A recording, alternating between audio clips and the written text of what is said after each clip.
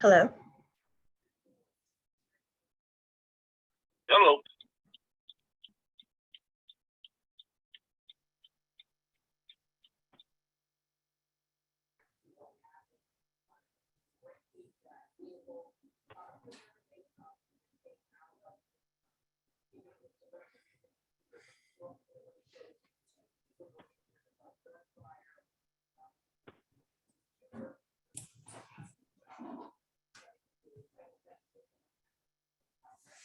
All right, it's 5:30.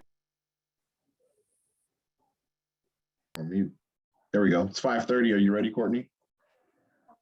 Yes, I am. Get started. Can't hear you, Courtney. You got a sound issue there. Can you hear me now? I think maybe you're just Okay. further away from the computer or something. Oh, sorry. Okay, no sweat. Well, we're going to get started. Good evening, everyone. It's always good to see you. Thank you for being here.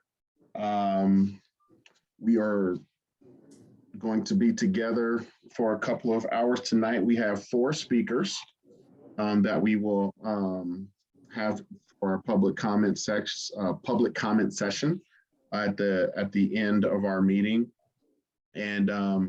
And then tonight, just kind of what we're going to go through is we're going to have some updates from our community navigator outreach and engagement summary. Going to open it up. We're going to have a quick summary review of the community workshop that happened last month. And then we're going to open it up briefly for steering committee members who participated in the site walk to share some of their observations with our time together outside. Then we're going to go into looking at the revised drafts of the site framework concepts, which will be presented by Dig Studio. And then we'll have a further discussion on future places, density, and then we'll wrap up with our public comment session, which will include 4 people. As always, just want to remind everyone in a virtual setting, if you are commenting and you want everyone to see your comment, please go down to the right-hand corner and click on everyone. Otherwise, it will just go to the steering committee members. So please remember to do that. And want to welcome our elected officials that are on. Looks like Councilman Herndon is here. So welcome, thank you for being here. And any other elected officials who are here, please accept this as a welcome and thank you for being here. With that being said, we're going to open it up and jump right into observations from the steering committee members who were able to participate in the walk, the community navigator and outreach and engagement summary. So Anna. Hello. Good evening, everybody. Yeah. Hey, Mom. Nice to see you. So just a quick.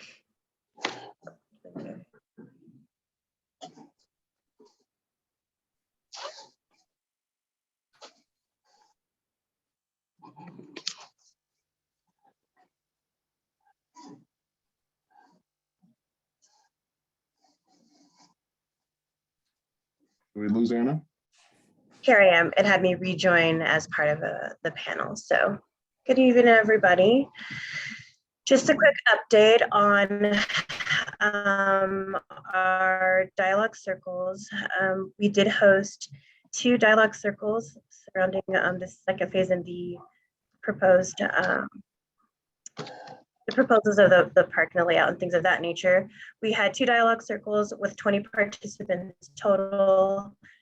As it says on the slide, 14 of those were Spanish speaking. So we were really excited to see that community engage with us this go around. They had a lot of great insight and information input on the proposals that were shown to them. We have 2 navigators this round. One is Marcus, who is working out of the House of Hair, And then Juanita, she was one of our Latinx community navigators for the first round of phase one Park Hill Golf Course phase one. And so she came back to join us for the second round. And they are also hosting an average of 5 each one-on-one conversations last month, this month, next month.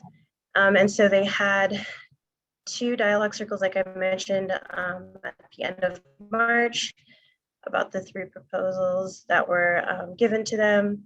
The main takeaways were that the Greenway and City Grid frameworks were the ones that were most appealing to them. The concerns were about roadways going through the park, making sure that it's safe, making sure that the preference was that there was not a roadway coming through the park, was the main voice, right? Was that none of that should come through because there's concerns about safety, pedestrian safety, things of that nature. Yes, so we are in Northeast Park Hill, Clayton, and El Rio Swansea. Our Latinx community mostly came from that Clayton and El Rio Swansea space. Thank you for that question. They did like the desire. So the first session takeaway was with Marcus. So let me clarify that. So session 1 was with Marcus. And so this was from his group that participated. These were their takeaways. They did desire 4 main park access points, which was one on each side.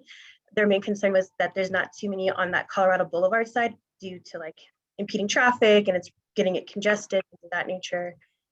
There is a desire of having mixed commercial use on both sides of the park. So there was a really good point brought up where if you're out there with your family and enjoying that space and are in need of something, if you're on one side of the park, they want to have access to some type of retail, whether it's beverages, food, or things of that nature, even restrooms on both sides of the park. So it's not an inconvenience to have to go dragging a family across the park with it being so large too. They also seem to be pretty happy with the size of the green space park. We had any negative feedback about that. And they also wanted to make sure that the commercial mixed use spaces had sufficient parking and access. One of the hardest things to do, especially if you're an up and coming business or a small mom and pop shop, does not have sufficient access to your business. So making sure that there's sufficient parking and an easy access point to get to those businesses was also voiced to be really important. In our second session, which was with Juanita, which was with folks from the Clayton and El Rio Swansea area, they kind of agreed about the Greenway and City Grid frameworks concepts being the most appealing. They mentioned fencing is not appealing. They like the intent of having the park kind of be enclosed, but not using fencing. So whether that's natural enclosures, trees, bushes, things of that nature to create natural divisions in space and division from the street area. They mentioned that would be important for them, especially with the idea of kids running around and being close to Colorado Boulevard. So that was brought up. The desert playgrounds, a lot of them talked about some of their most memorable spaces of going out to green spaces or open spaces is having access to playgrounds, right? Where you're a kid and you can swing and you can run and you can play and have a really good time as kids. And then parents are able to see those kids with clear lines of sight and making sure that it's safe. Again, the placing of those playgrounds would be important to them, lighting, the pathways to spots so that they're easily accessible was brought up as well. The perception of parks as a, oh yes. So the park, they also mentioned that they wanted there to be real thought and insight about where buildings are placed so that the park doesn't feel private. They did mention that if the park has buildings on both sides of it, it kind of feels enclosed, and depending on how those structures are built and how large and how big and how high, it could feel like that park is really private opposed to being welcoming to the public. So they just really wanted to make sure that that was mentioned and that is something that is thought about, is how the park is perceived by the public as far as it being opened or public, opposed to being kind of more private.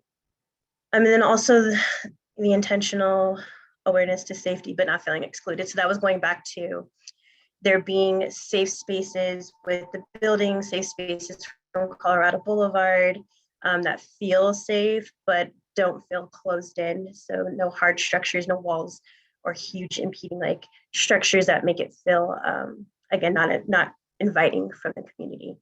There was also talk about it being important about some of the construction about displacement along 38th, making sure that there's no displacement coming from that, whether it's because of the roadway or whatever may be built there. So there was a mention of that in a one-on-one conversation, in a couple of one-on-one conversations. Other things that they did mention, we did have somebody from the Boys and Girls Club present in that second session, and they just mentioned like, hey, we would love to bring large groups of kids around it, so making sure that there is plenty of that safety is a big concern for them, like how well lit is it, how easy and accessible is it, how easy lines of sight if you bring large crowds of kids, how easy is it to keep sight of all those kids, things of that nature. And so that was a lot of the feedback we got. We also got a resounding dislike for the pathway concept. They just did not like how this park space was broken up. They felt it was very disconjointed and disconnected, having such large structures breaking up open space. And so they did mention very loudly that that is something that they would not like to see. And yeah, that was the main takeaways from those 2 dialogue circles. We do have 2 more coming up at the end of this month. They are already we've already have them scheduled out, and we've already started communicating about those dialogue circles coming on. They really want to have conversations about housing, and they really want to have conversations about the retail space. This first round, we really just talked about the overall general outlay of park space, the open space, access points and things of that nature, but they're really hoping to dive in deeper into the housing space and talk about how much housing, the type of housing and things of that nature. These conversations initially were taking place online. They were online conversations. And we emailed out everybody who was a prior navigator and prior participant in the last round. They received an email, a couple of emails with the dialogue circle dates, the upcoming dates, and even information about Parkfield Golf Course process itself.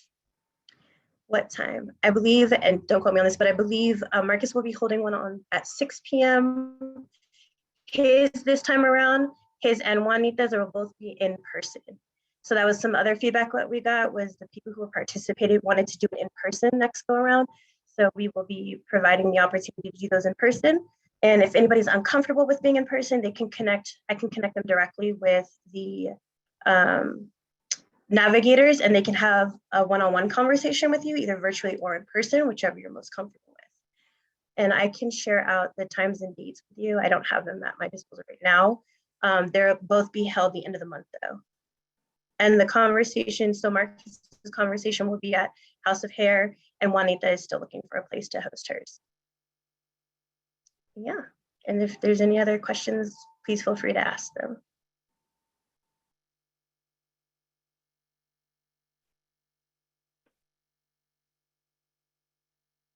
Any questions from steering committee members for Anna? Yeah, what was their thinking on housing?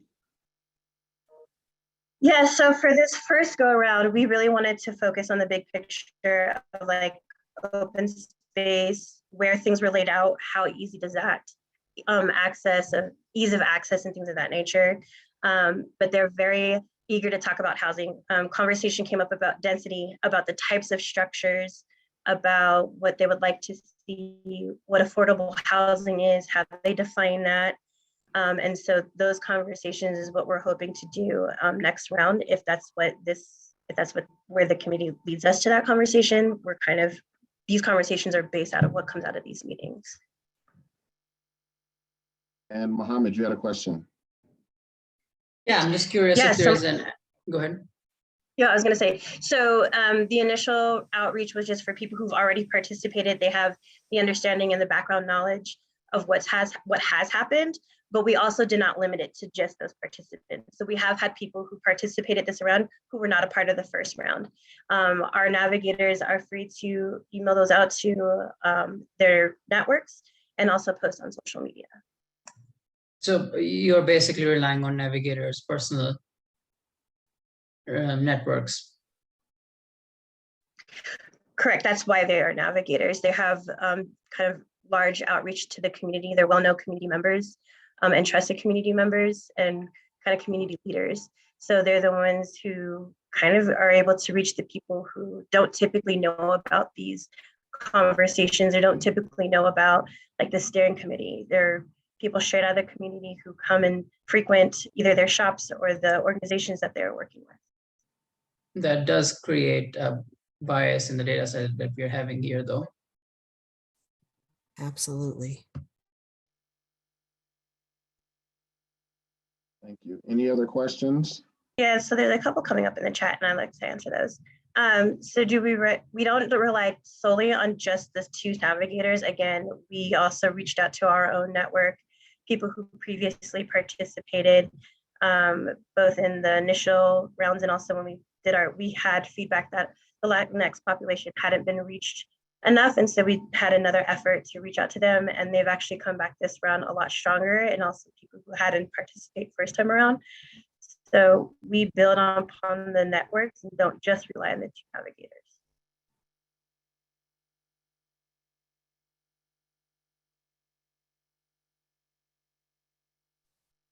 All right, Anna, thank you so much. We are going to move on to our next section, which is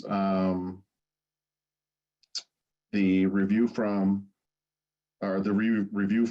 Courtney on the community workshop that we had last month. Courtney. Thank you, Dr. Ross.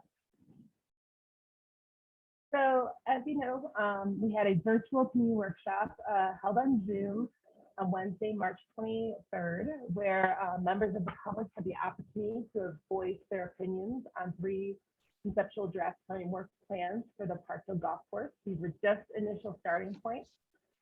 We had 216 participants attend the virtual workshop, where we broke out into 15 smaller groups to discuss and provide feedback on the 3 draft framework concepts. The feedback collected was used to revise the concept down to the 2 concepts, which you'll be reviewing here later in this meeting. So we heard a lot from the community, like I said, during those 15 breakout groups. We heard the desire to maximize parks and open spaces. Across the board, a lot of folks really wanted to, that we understand that wholeheartedly that parks and open spaces are really important to this community. There's a focus on contiguous parks and open spaces.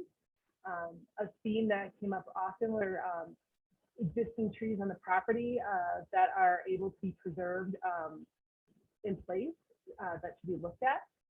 Sports facilities and athletic fields are desired for the park space. And then in terms of development, one of the themes that were heard was focused development along Colorado Boulevard. So those were the high level things that were taken away. And again, we have links to the Miro boards on our project webpage. So anyone can go online and look at the different sticky notes here and the notes that the different group facilitators took. That's a high level summary of what we heard from that community workshop. Dr. Ross, I didn't notice if the chat had any additional questions, if we wanted to move on to talking about the site walk on Thursday.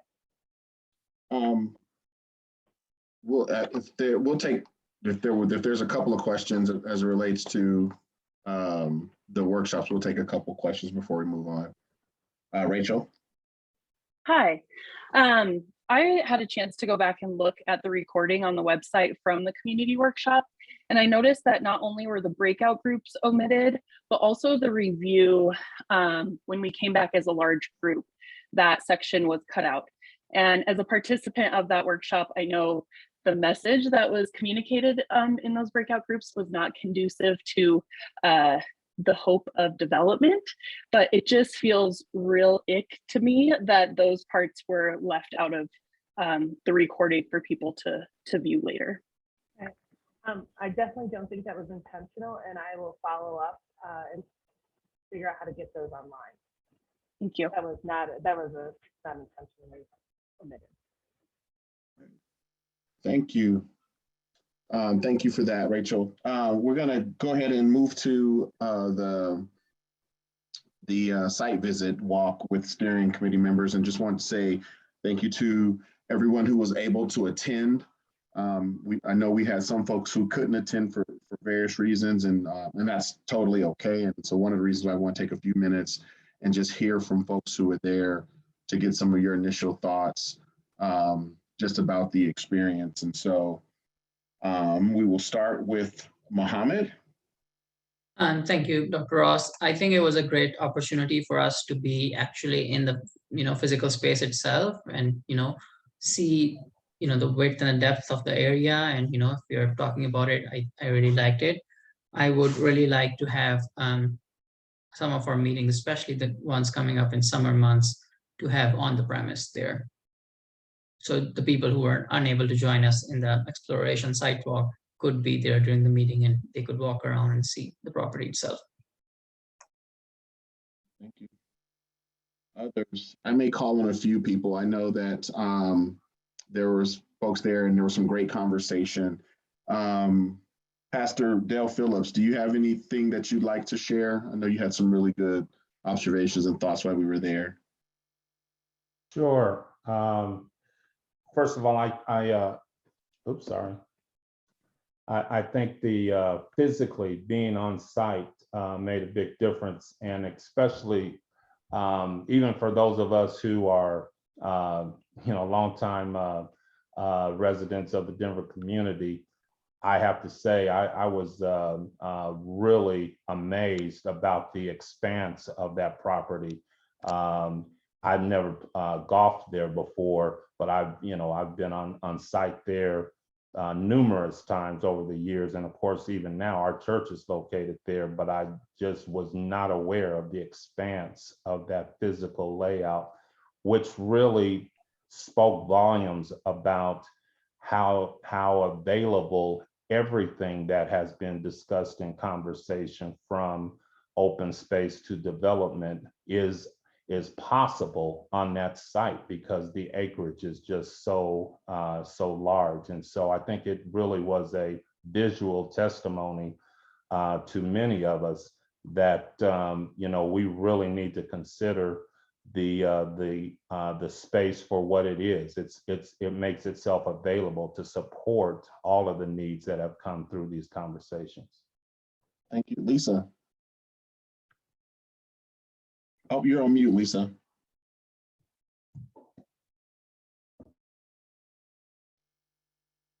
Can you hear me now? Yep, you're good. I would like to reiterate what and emphasize what Mohammed said. It was really, really nice to have us in person, and being outside, it felt like a very safe thing. It was really great to be on site, and I think more opportunities to do that would be helpful. I agree with the comments about how huge the space is. I think what struck me was how, when you were really right there on Colorado Boulevard, how loud it was. But you went maybe less than a third of the way into the park, and it was very quiet.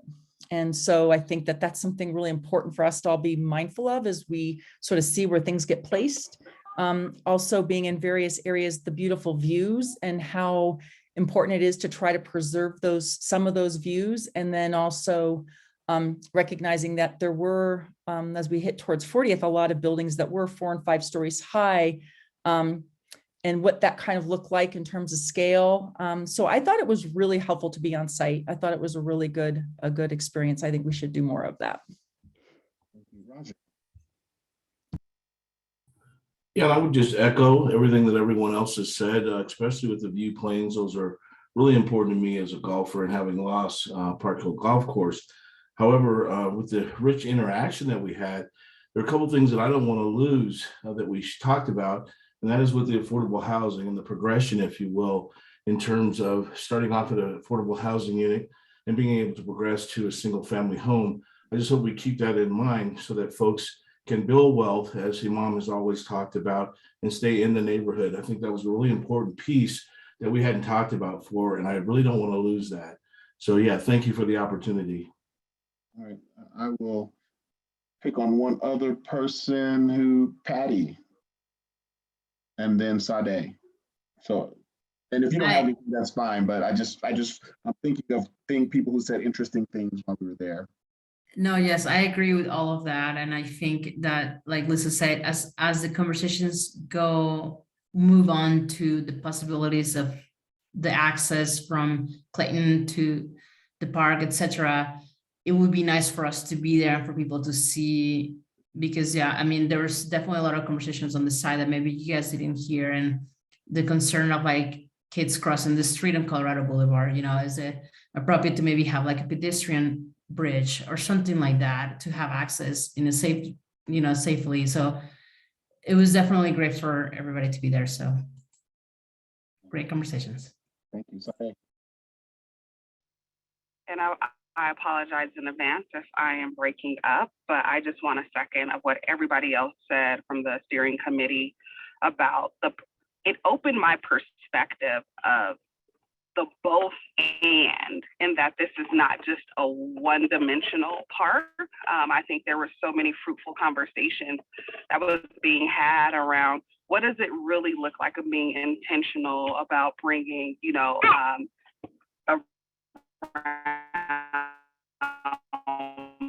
business.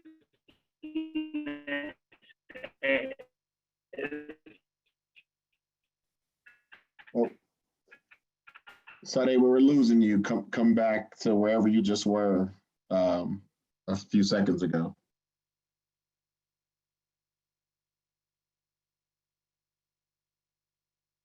Okay, we may have lost Sade, but how the nature of the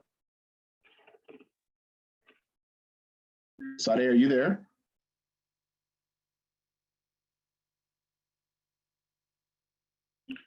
I am. I'm going to switch to a different computer, and I'll come back to it, Dr. Ross.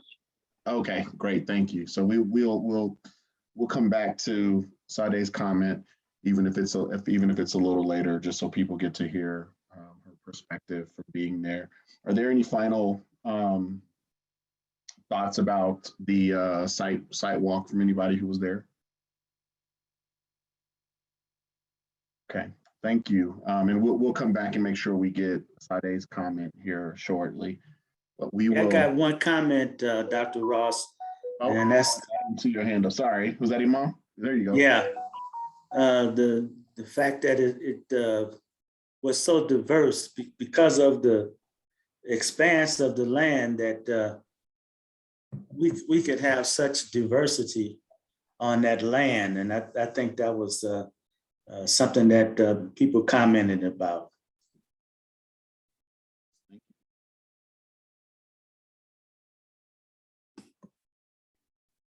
In terms of housing and businesses and the park, I mean, there's so much that can be done on that amount of land. Yeah. Thank you for sharing. All right, we're going to shift and move from that to our revised site framework.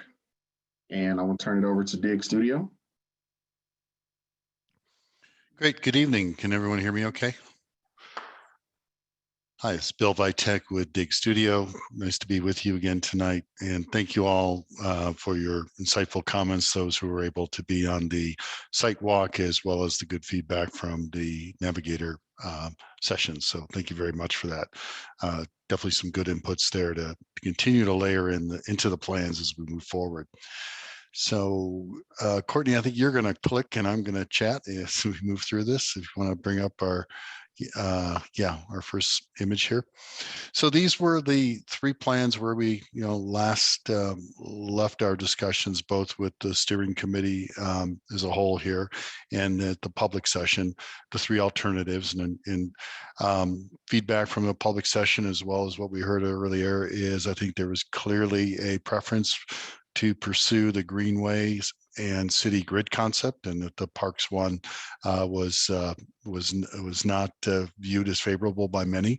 So we took that good feedback from the community and participants and have evolved both the greenways option as well as the city grid option a little bit further.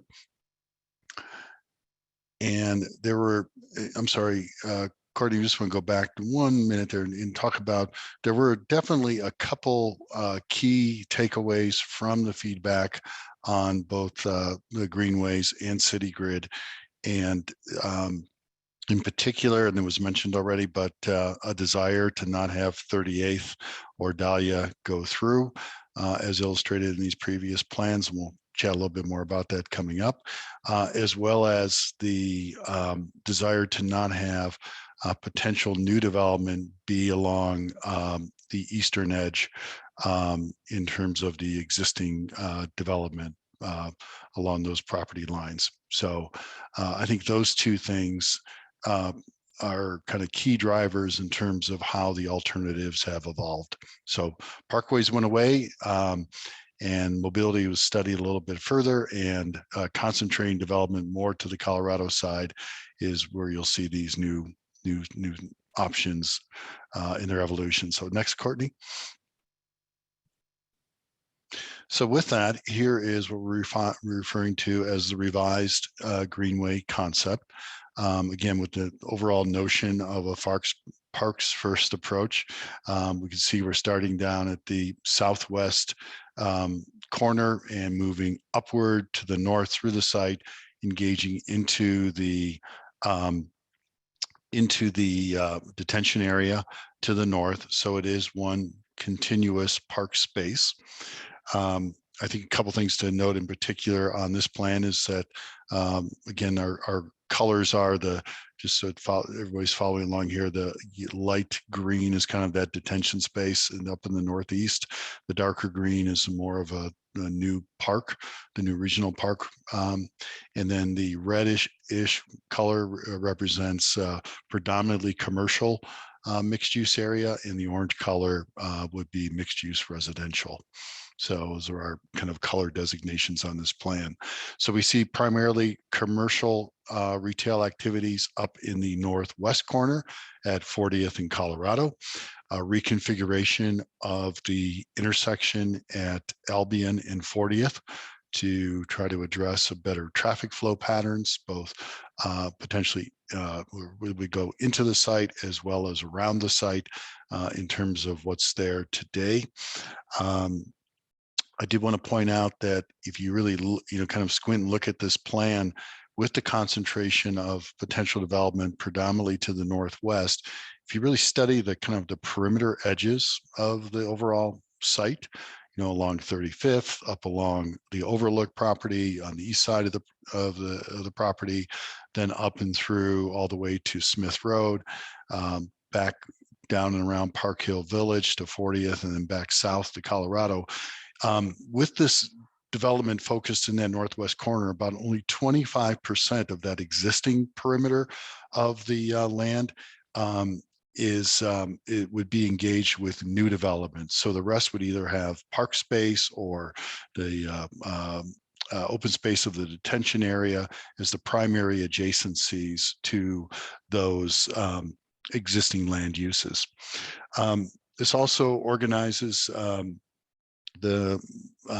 indicates that that there would not proposing vehicular connections from Dahlia north-south and 38th across the site in an east-west direction, but we are proposing with those dashed red lines what we're referring to more as a mobility, micro-mobility trail, so biking, walking, jogging, rolling, etc.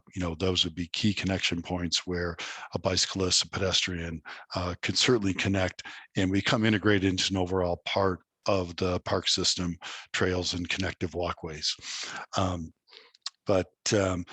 then the other key thing that we've added to this plan and the next plan coming up that you'll see is that thin green line along Colorado is a buffer that we're suggesting to be a setback all along the Colorado edge, both from a reduction of noise to move potential new residential homes off the Colorado edge, but also for connectivity, as well as, we don't know what's going to happen down the road in terms of potential BRT along Colorado, but some excess, in essence, green space or right of way to potentially accommodate that, or future turn lanes, or mobility improvements along Colorado would be advantageous to everybody. So that's what that green line indicates. And I think something that we all liked and kind of confirmed on our site walk is that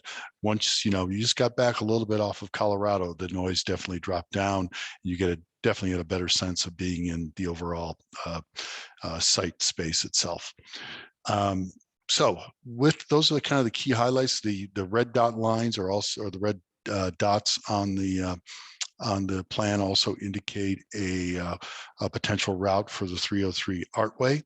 One thing in particular indicated on this plan is the notion of that Artway becomes adjacent to development on the, in essence, the west side of the park, but over the east side of where the development stops, and that could become a nice seam or buffer, or actually integrator between where the private development stops and the park begins, and could become a kind of a linear activator with activities and eyes on the park, et cetera.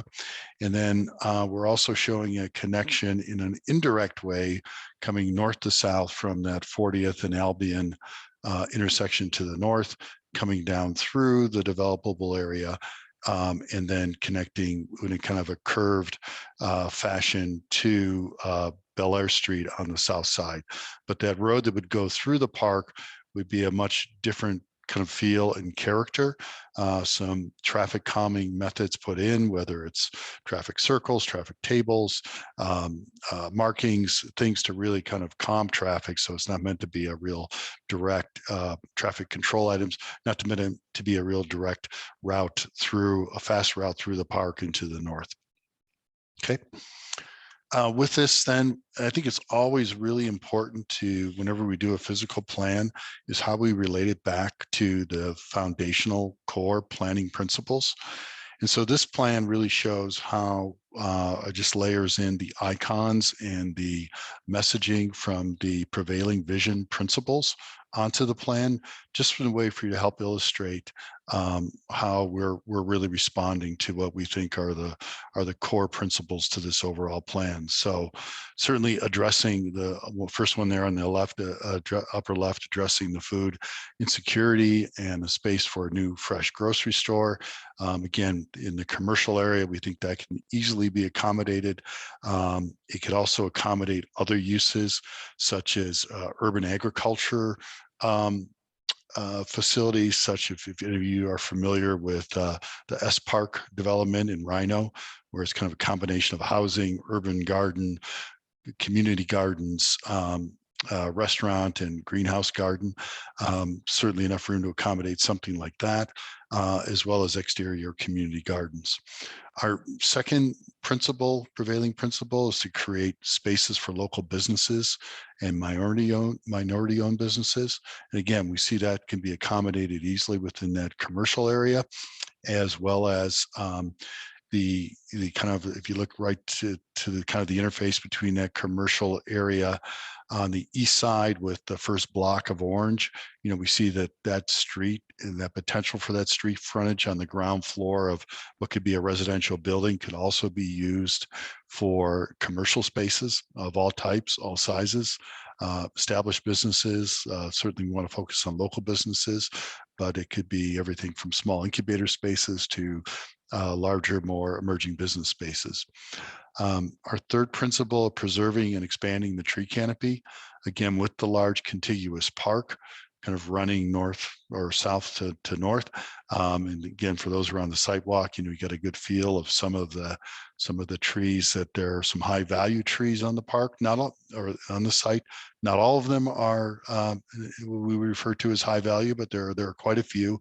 And preserving such a large area and contiguous area of park space allows us to protect and respond to existing grading around those trees, which is essential to the preservation of them. So that contiguous park provides that opportunity. Upper right, in the orange areas, again, include a variety of affordable income housing and housing options, both for rent and for sale.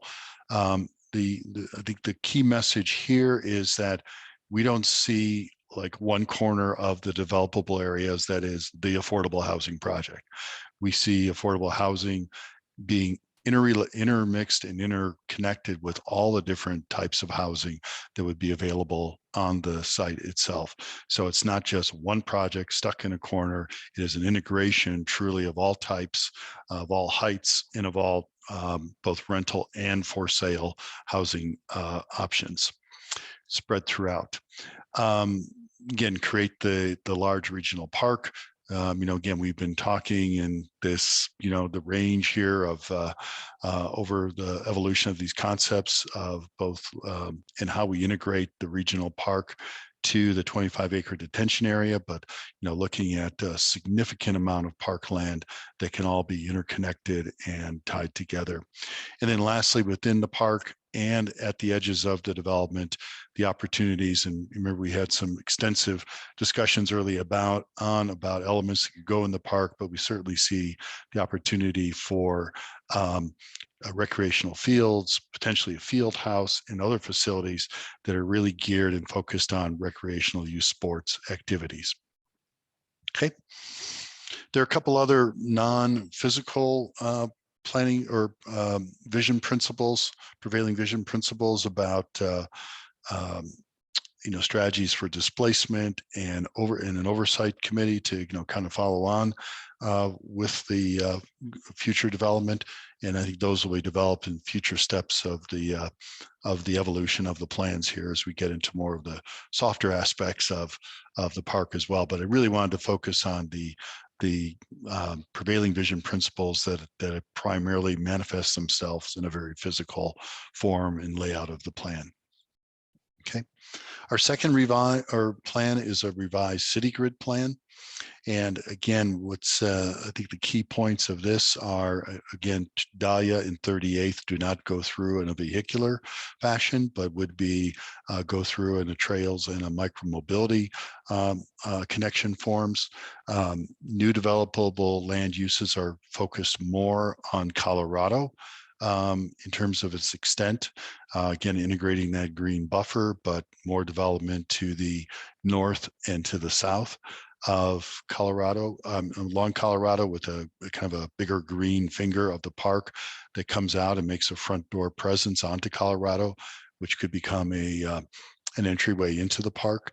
I did want to point, I didn't point out on the last one, but last city grid, I'm sorry, Greenway scheme, but 38th would be the primary midpoint connection into the park on that scheme. And this option shows 37th as the primary vehicular entrance into the south half of development node along Colorado, and an alignment more with keeping with 39th to the north half of development on Colorado for that north development node. Certainly 40th and 35th stay in place, and improvements to those roads and roadway sections to accommodate new development, as well as improve existing conditions that need some addressing, are part of the overall total access plan here as well. I think the other thing to note of difference in this plan relative to the Greenway concept is that with the development to the south, we have opportunity for more connections to the existing street grid along the south side of 35th. So Albion, Ash, Bel Air, Birch, et cetera. there's more opportunities for both not only vehicular connectivity, but pedestrian and bike and sidewalk connectivity into the project itself.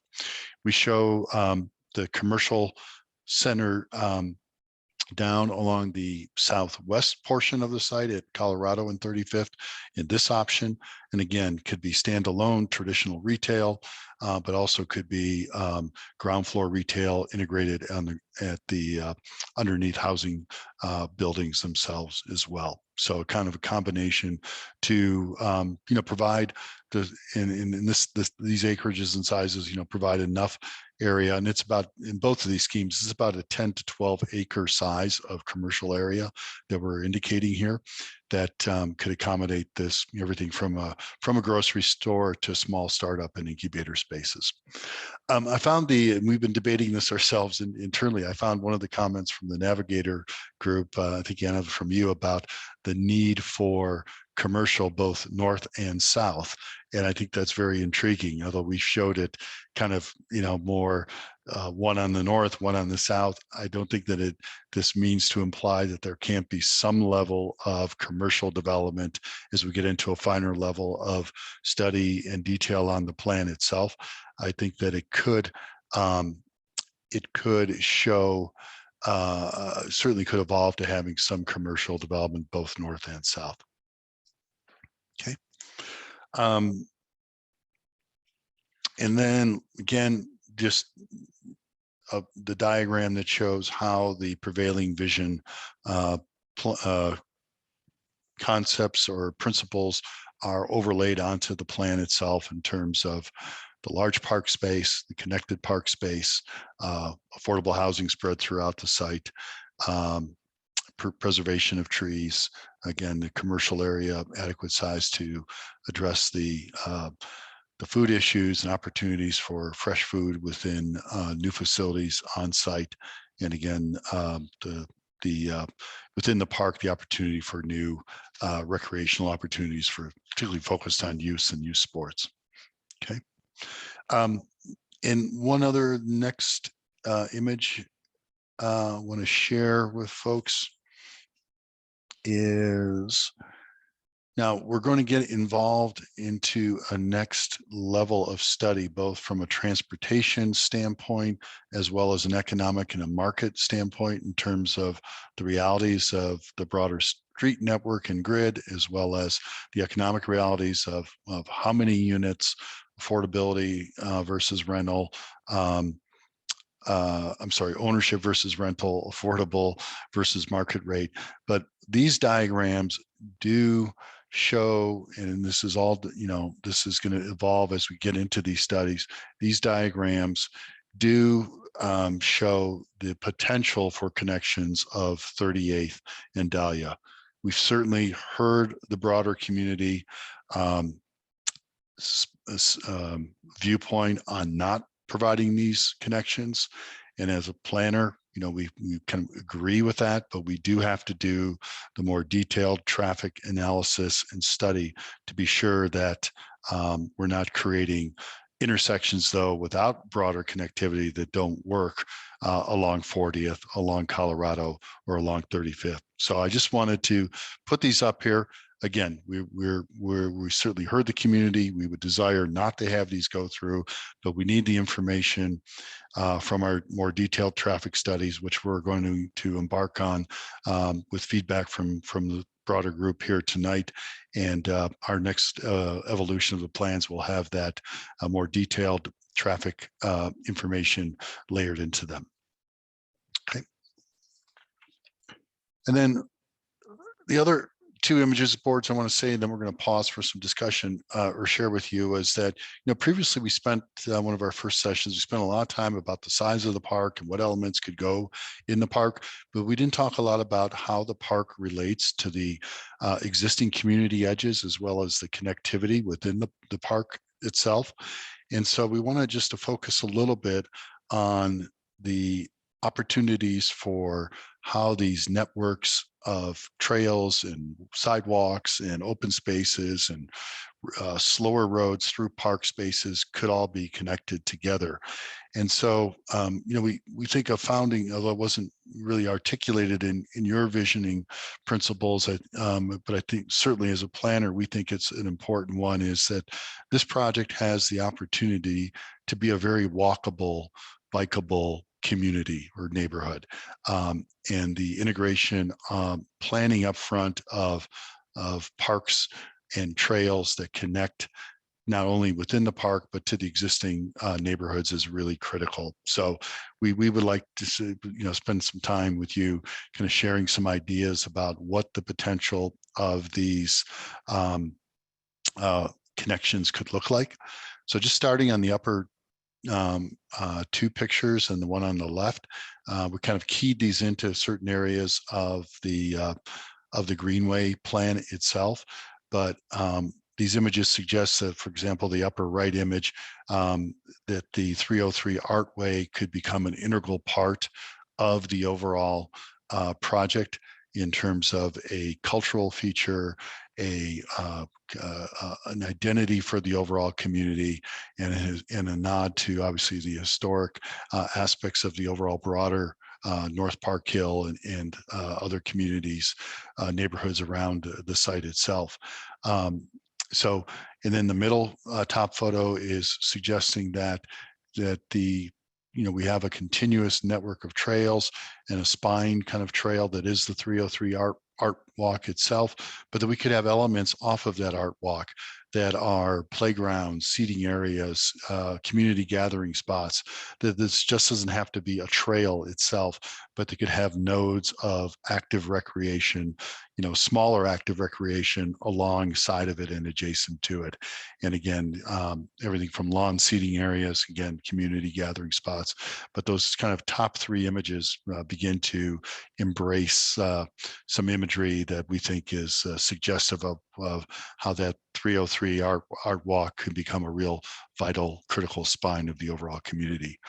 And then moving down on the left, picture of, and it's always hard to kind of find the right precedent image that shows everything you're trying to highlight in a photograph, but really that picture on the left is suggesting that we'd have this broader, greener open space buffer along from Colorado set back to accommodate a broader walking, jogging, biking trail.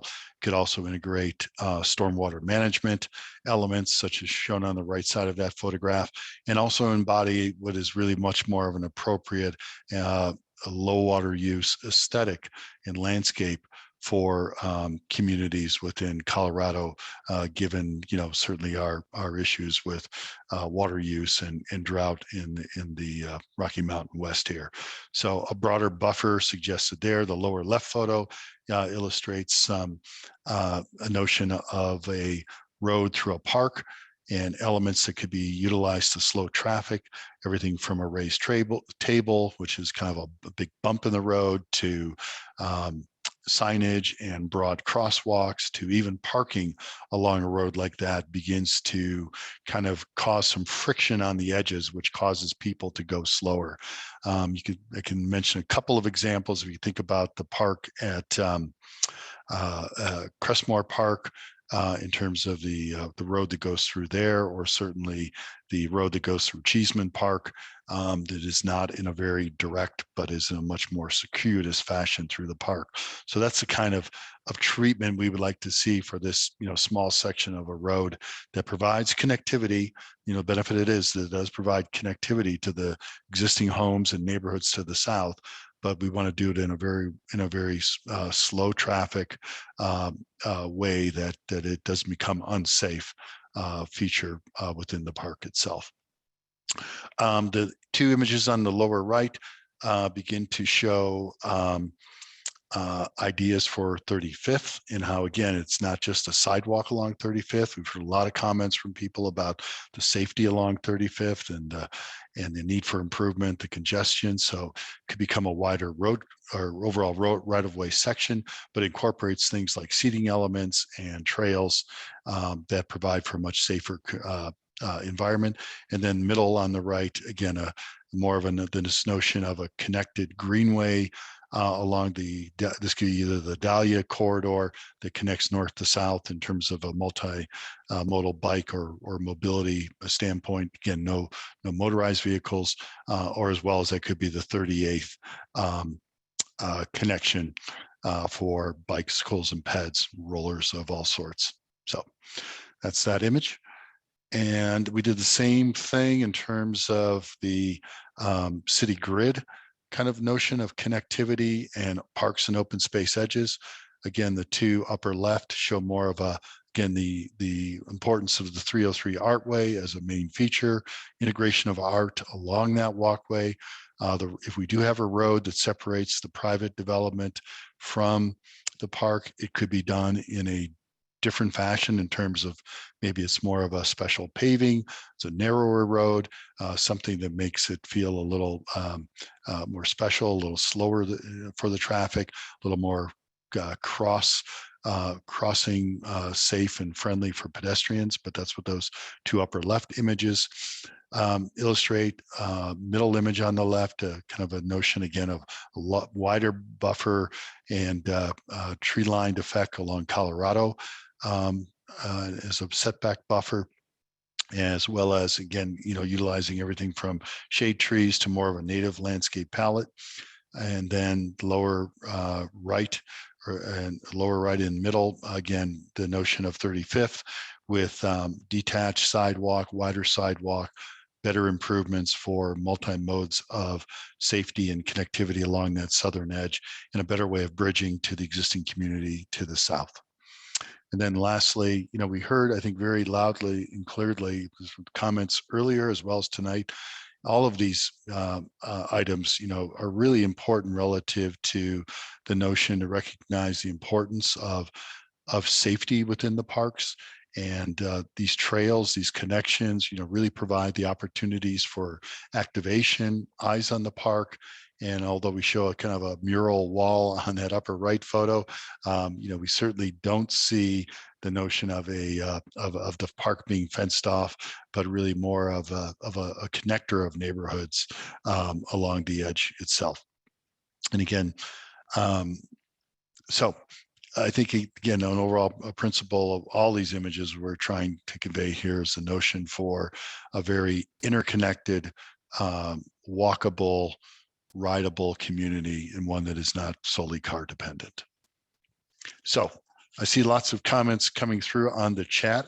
It'd be a good place to maybe stop here, and we have some discussion prompts that we can begin to talk about, but there might be some things from the chat. Courtney, I think you've been monitoring that if we want to hit right away, or we can stop and kind of focus on our broader discussion questions.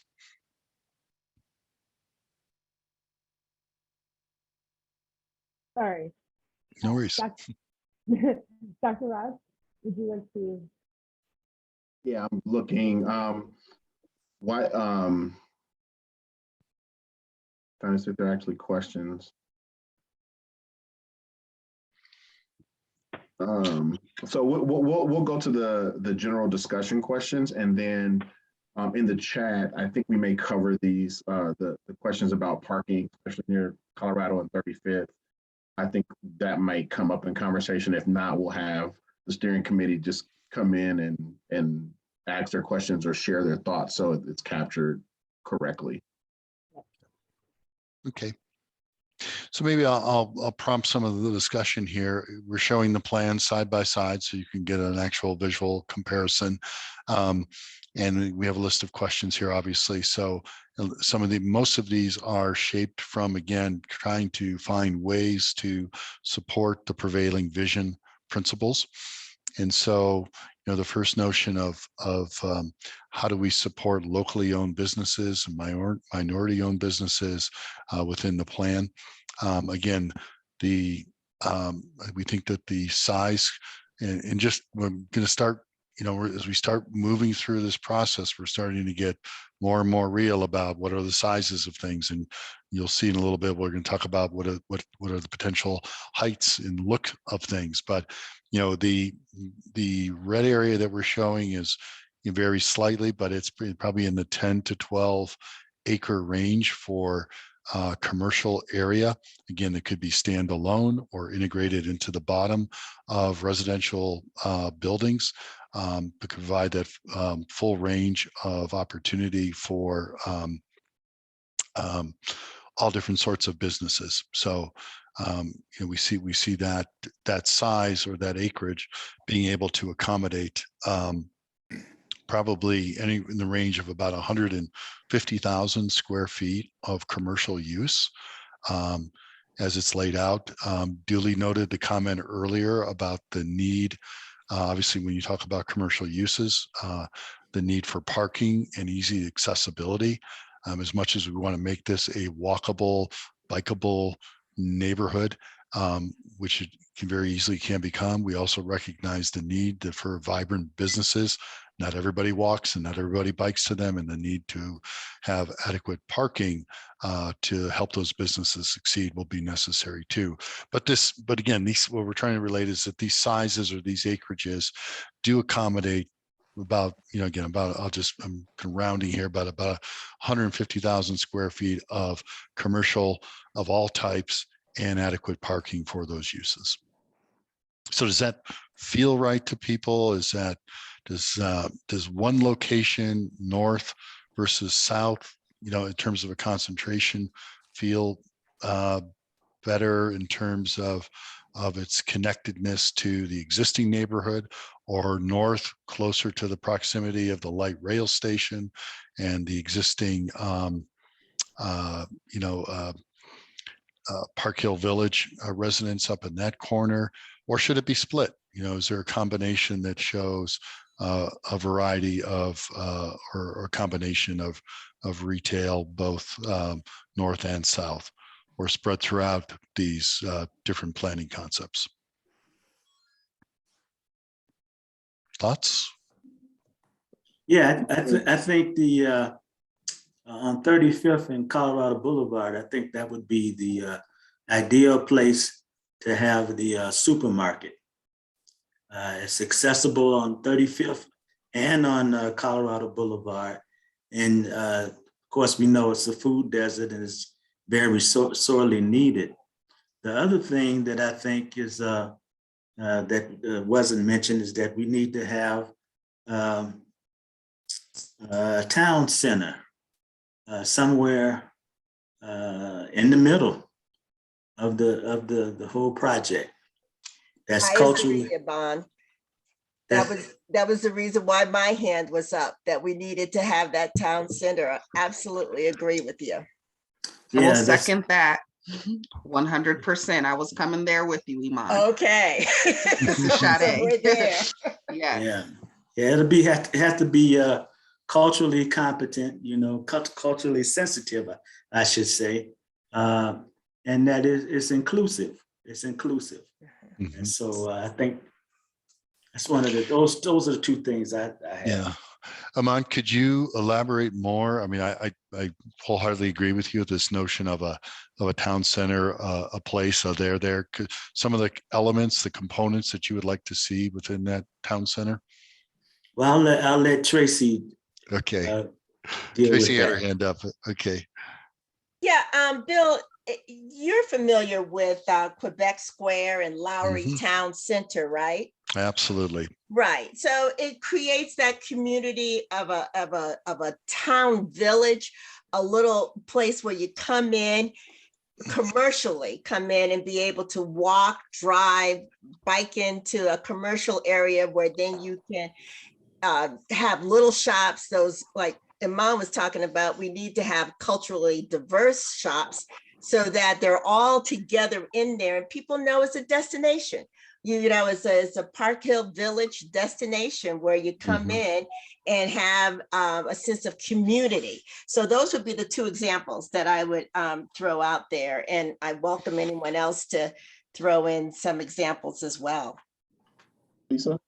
Yeah, and I would say, like this is Sade, that the town center should embody the cultural element of where the park is housed, of the business dynamics, the history of the Park Hill neighborhood. Right. I agree. I guess when I first looked at it, I think it's a missed opportunity on some levels. I think it is using a good opportunity to have it a little further south. When we were walking that site, more like towards 35th and Colorado is such a high traffic area that if it's done right to respect the community in terms of traffic, it just seems like that's where you would have the most opportunity for success as business owners. And then when you split and then I also thought sort of splitting those business areas to having a little less further north sort of opened that area up a little more to those residents to be able to access more of the park space rather than kind of blocking them off a little bit. And then I also felt like that new revised city grid kind of opened the area up to the Clayton neighborhood a little bit more. And those are just sort of three different things that I know have been discussed during our time together. So I just wanted to mention that. And so, yeah, I kind of like the idea of where the businesses are located a little further south, primarily, that they're also further south. And I would just jump in and say that I do recall a conversation when we talked about Town Square. Roger, Yes. let me go to Patty first, and then you, and then we'll go to Pete. Okay. Sorry, right here. I won't take long, but I do agree with everybody else about the community sense of bringing people together where we all feel inclusive and we all feel like the sense of like getting together and like, I don't know, share values and our kids get to know each other. And we talked a little bit about maybe the opportunity of having that, even that, whether it's the clubhouse or not, the golf course clubhouse right now, or something else, to have that as like a community event venue that we can rent for parties, etc. And maybe a possible pool to have there for the kids in the neighborhood to get access to it, since they don't have anything like that here. We talked about how the closest pool that we can access is Curtis Park. And then if not, then we have to go to Central Park if we know somebody that lives in that neighborhood. And I just think if we want to be equitable, having those type of things in community, that's a community gathering thing, right? In a pool or, so just kind of like with that Tracy and Iman, I was talking about that and really including the community. And so we all can enjoy it as well. Yeah, it seems like I recall a conversation when we talked about a town center. We looked at 29th and Central Park, and we talked a little bit about Fairfax. But then once again, that coming together, is that done away with, or are we bringing it back? Because we talked about, the half and half, or we wanted to what we wanted to look like. I think, does anyone else recall that conversation?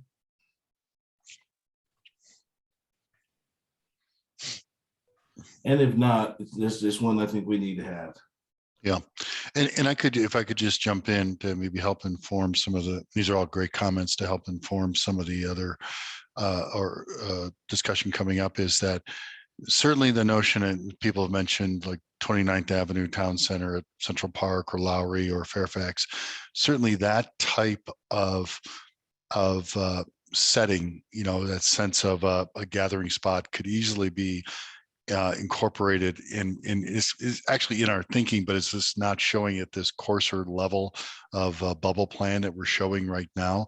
But those types of places could easily be incorporated, for example, along 39th Avenue coming into the site from Colorado, or from Albion coming south in the revised Greenway option, or it could be 37th Avenue on the revised city grid option. That could be that sense of more of a commercial neighborhood town center type of street. So as we get into a bigger scale and the next step of refinement of these, moving to more of a preferred plan direction, we will certainly begin to delineate that notion more clearly on our plans, but certainly something that's in our thinking. So I don't want you to think that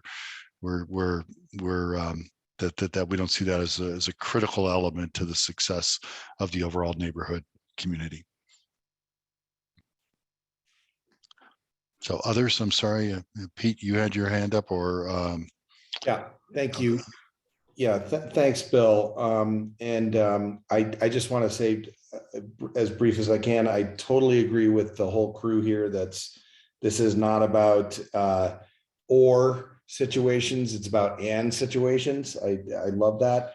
I think housing is the most important thing we can come away from in this. That's a critical need. The incubator, the town center, for sale product. If we can figure out a way to create 1,000 units in here that people can own, and over the course of 5 years, if those just increased in value $20,000, we could create $200 million worth of value for a community. That's a huge number that doesn't exist now. Having said that, Bill, I think the coolest thing you pointed out here is the connection with the edges all around the site.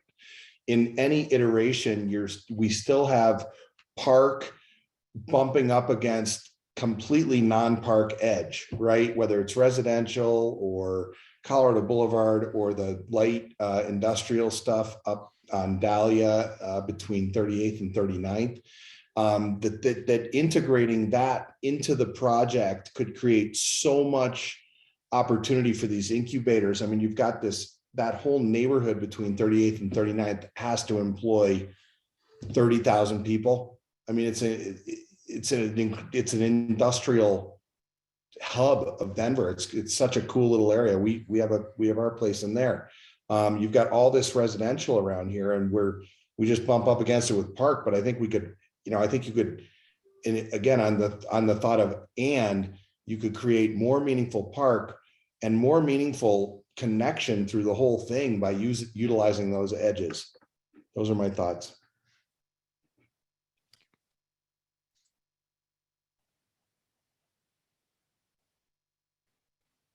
Ken?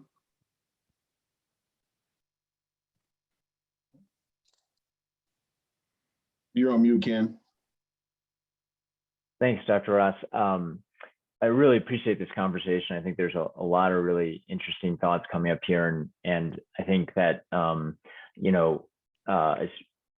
when I'm looking at these two concepts, one, I think that the key is what I've heard consistently is community and making sure that there's a center of community. And I feel like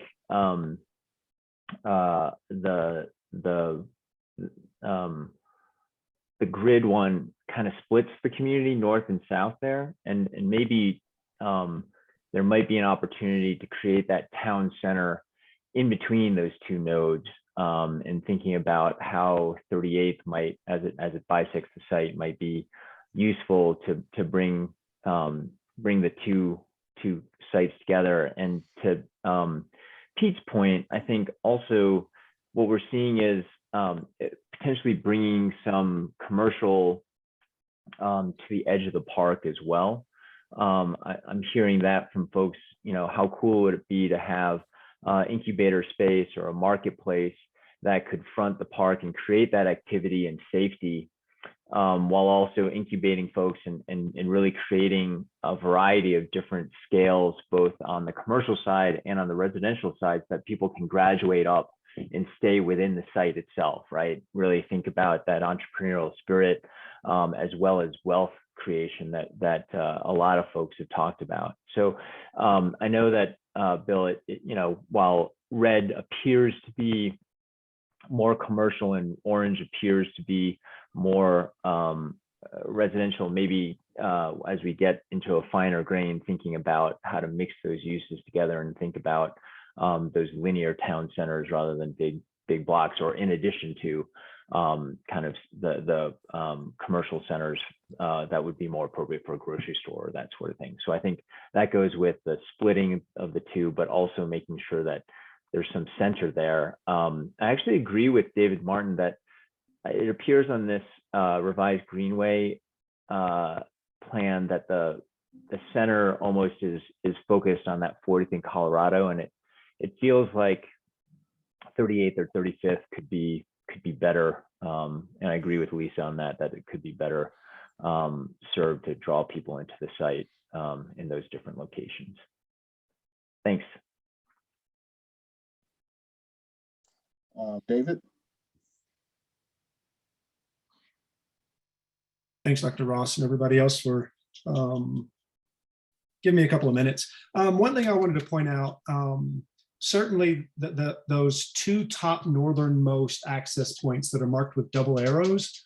I'm not for sure how you're going to be able to drop 8 feet down from our retaining wall here in Park Hill Village for that access, but you might think about removing those. Because we've got a retaining wall all along that eastern perimeter of our community. So not sure how those got placed there.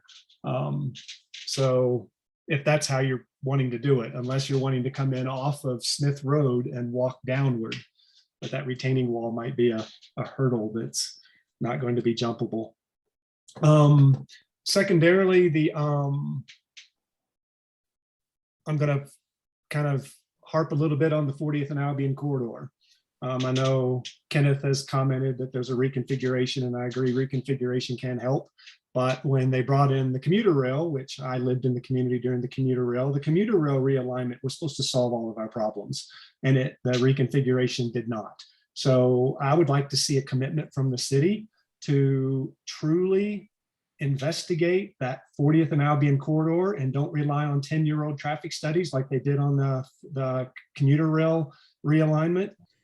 Because when they closed Smith Road, essentially all that truck traffic that used to go underneath, when they closed Smith Road, all that truck traffic that used to go underneath Colorado Boulevard was then routed through the Albion corridor. So we get the Smithway, the Safeway 18-wheelers, we get all the 18-wheelers that are making deliveries all down Smith Road, and then the return trip from down Smith Road coming back. It is a traffic nightmare. So reconfiguration is fine, but if you're going to be successful, you need to get rid of the heavy truck traffic. You need to make them go other places. Otherwise, it's not going to solve a darn thing. It's not going to solve it. It's just going to make it worse. So I hope there's a commitment from the city to truly investigate it.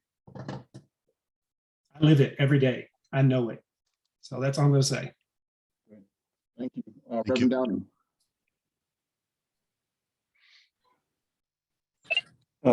Thanks, Dr. Ross. Thanks so much for the layouts tonight. It's really helpful to kind of begin, I guess, having some thoughts around what could be. I only had maybe one question and sort of a connected question. In terms of the residential development, I was trying to figure out the rationale of that development being closest to Colorado, and if there are alternatives to that option, to that idea. Thanks. Bill, you want to move to next questions? Yeah, we can do that. So did you want to, we still have 3 more slides. Yeah, I just, maybe a couple of these other questions that are on this slide. Do we have a little time check, Courtney? Are we? Did I not come through? Hello? Oh. Hi. Oh, sorry about that. I must have had the wrong speaker on. I apologize. I can repeat the question. Sorry. Yeah, please do. Yeah, please do. All right, thanks. Yeah. So I was saying thanks so much for the presentation. Really helpful and exciting to begin to see kind of what possibilities are. My question was, I was just trying to figure out the rationale for placing development residential right there at the edge of Colorado, and just kind of, what that idea is, and then is there an alternative to that idea? Thanks.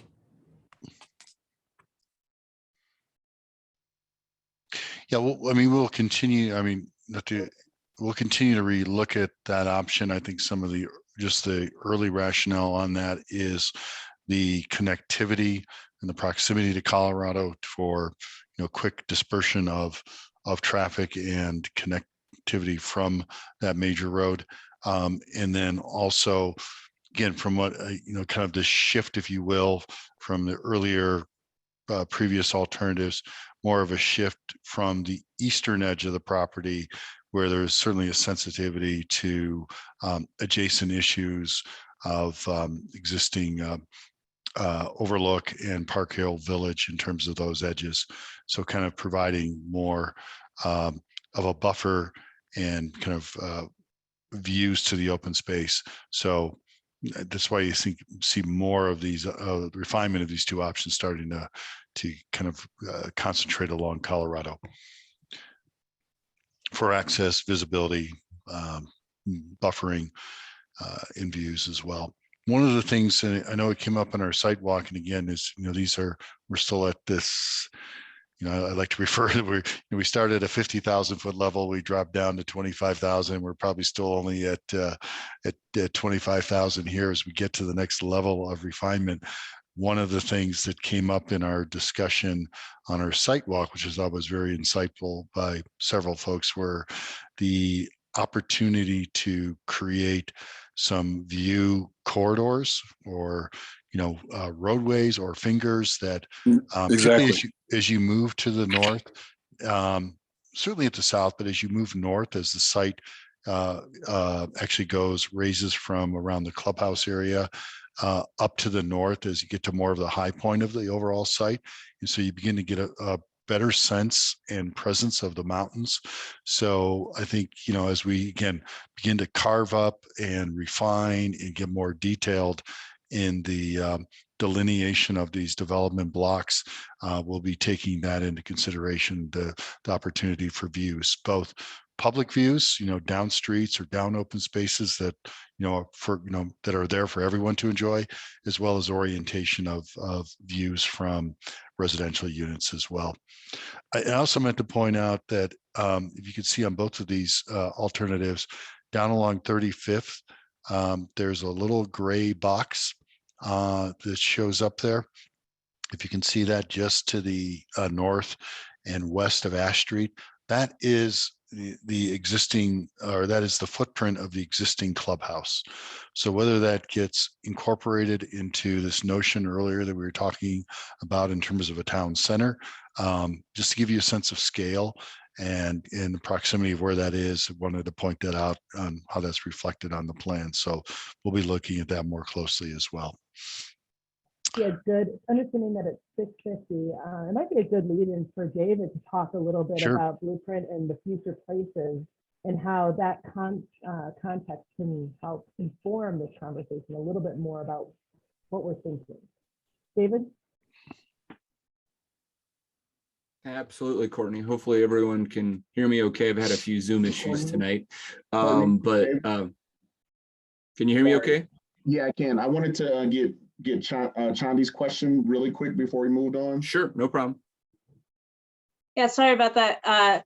I just had a question as you were, it was more of a comment about the two as they relate, as the park land relates to the Colorado Boulevard and the communities to the west, and thinking about the way that folks access both the development, but really the park from the western communities. I know that there was conversation around making sure that there is not only access, but that it's really welcoming for those communities to use the park spaces as well. And looking at the two revised concepts, thinking about like that Greenway one, it seems like the access is all on 35th, and there might be 37th, but wanting to identify ways that pedestrians and bikes are really getting across Colorado Boulevard safely to access the parkland, and that if the revised city grid is an option that people really like because of the way the park interacts with the Colorado Boulevard edge, that there isn't a crosswalk or isn't anything along 38th that would facilitate safe access to that park for people walking across the boulevard. And so those are just two observations that I wanted to include in the conversation as we're talking about access, vehicular access versus pedestrian and bike access, and in appreciating the thought put into the eastern and southern edges of the neighborhood and how they connect into the park, but also hoping that there is the same kind of thought process into how people are accessing from the adjacent neighborhoods. And that's not really a question, it's more of an observation and a comment. Yeah, no, it's a good point. And whether it's 37th or 38th, it would have to be a controlled and signalized intersection to provide that safe connectivity across Colorado Boulevard to the neighborhoods to the west. And we see that either one of those as being a key kind of linkage, and then hopefully working with the city to provide some greater connectivity that would work and link up to the improvements that were just made along the 39th Avenue Greenway as well. No, good comments. So thank you. All right. David. Yeah, no problem. Thanks, Dr. Ross. I'll just be really quick here, just kind of kicking off this segment. And Bill shared a lot of images of park space there a few slides ago and spurred a lot of conversation. He's going to show some slides here about kind of different building forms and building heights, types of buildings. Those are the types of places that we are starting to think about on the site and what we could imagine here in the future. And I just wanted to give a little bit of background on, from a planning perspective, what we call neighborhood contexts. Those are really where those places fit into our city. We developed neighborhood context for our zoning code and in Blueprint Denver to kind of plan out city from our downtown neighborhoods all the way to our more suburban neighborhoods like Green Valley Ranch and Marston. There's a couple of contexts that make maybe a bit of sense here for the area along the Park Hill Golf Course that would see the development along Colorado. First one here on the slide is urban center context, and it's a more kind of fully mixed use context that is typically appropriate around a rail station, where we have development around our light rail and commuter rail stations. In fact, we have this urban center context where the Park Hill Village and around the 40th and Colorado station, and it is a really fully mixed use, multimodal area that has a full range of building heights from kind of lower scale residential all the way to relatively tall mixed use buildings. And then we also have the general urban context. That's the next slide. Similar to urban center, a little less intense maybe, but it's still a really wide range of building forms here, again, all the way down to kind of the lower density 1 and 2 unit type urban homes to multifamily residential towers with a mix of uses included. More emphasis on the residential here, though, which is what we're seeing with a lot of those concepts that Bill have been sharing with us. So just kind of some food for thought here as he shows you some of these place images, and we start talking about the range of building forms going forward. Bill, take it away. Great. Thanks, David. Very well said. Thank you for that context of Blueprint Denver. And so, this is the point in the planning process where we always begin to translate a 2-dimensional plan, that's flat and it's got colors on it and represents different things, into 3-dimensional form in terms of buildings and heights and what those potentially could look like. So, it's always a real reality, kind of moment. I think it certainly helps in why we use precedent images, is that we find that people can relate much more to a photograph of a building type as opposed to a different color, on a land use plan. So that's what these images are beginning to spur discussion on with you. So please don't be overwhelmed by them in terms of some things that you might be seeing relative to height. But they are meant to be a diverse range. Everything's kind of starting in the upper left from I'll say, a potential for a 12-story, more of 1 or 2 buildings that could be taller in that range. But I think more of the overall scale of the site is 8, 5, and 3 stories. But these are photographs of precedent projects, mostly all from around Denver area, that begin to suggest what the full range of housing options might be. So again, in what's important about this is that it's this the height of buildings allows for the opportunity to, I think, I can't remember if it was Pete or somebody mentioned earlier, to think about what is the right balance of for sale to rental, and what in the wealth creation that can begin to generate, and what is the right balance of affordable to market rate. And so, it's these kind of trade-offs that we begin to have a dialogue and discussion about, is that the height of buildings and the different forms and types of buildings really begin to address those two key issues, as well as the physical aspects, the sense of scale and the placement of these buildings. And I think we would say that in our initial thinking, and this is again more based on feedback tonight and more refined study, and a more refined block pattern that we'll get into on either one of these options, and we were hopeful to kind of come back to you with one preferred option. But as we get into this finer level or grain of study, we'll be articulating this more in a three-dimensional form for you all to visualize this. But these precedent images are just a good starting point for us to display a range of what we think the possibilities could be. So again, it might be no buildings at 12, but we certainly think that the cross section of buildings probably scales down as we go from north to south, and from west to east probably scales down to kind of we refer to as a transect or a cross section, but scales down from taller to mid-rise, or tallest to middle to lowest as we go along those transects, again, north to south and west to east. So the upper images, suggest also, that there could be a combination of, even within one block, there could be a combination of, as the two upper left images show, even though the lower right in that grouping of four, it doesn't have to be all one building.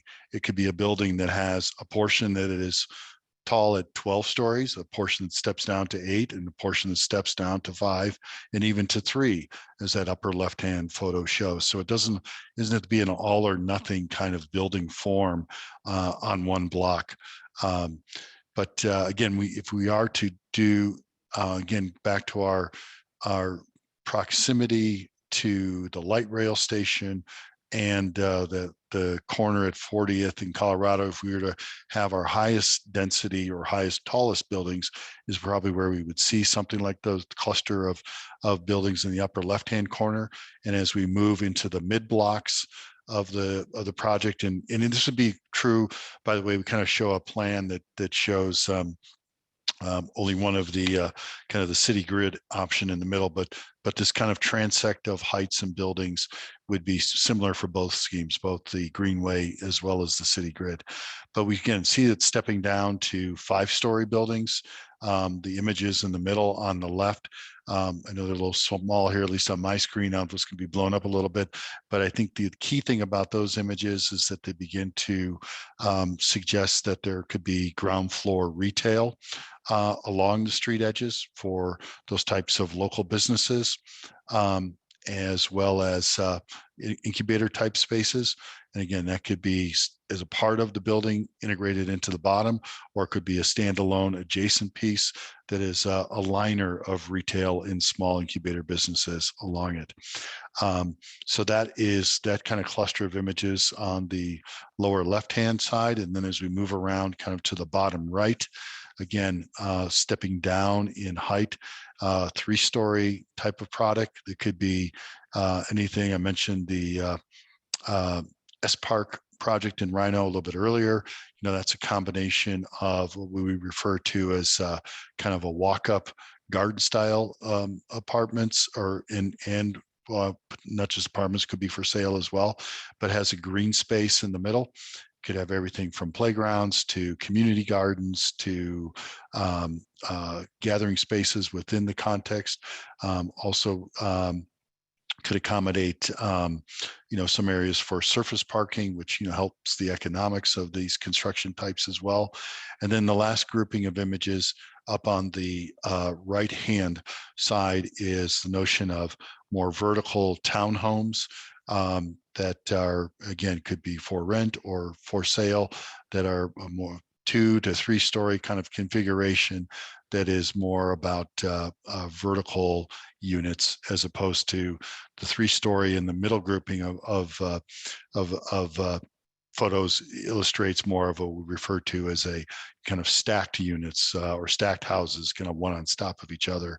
So that's more horizontal, as the ones on the upper right are more vertical in their orientation.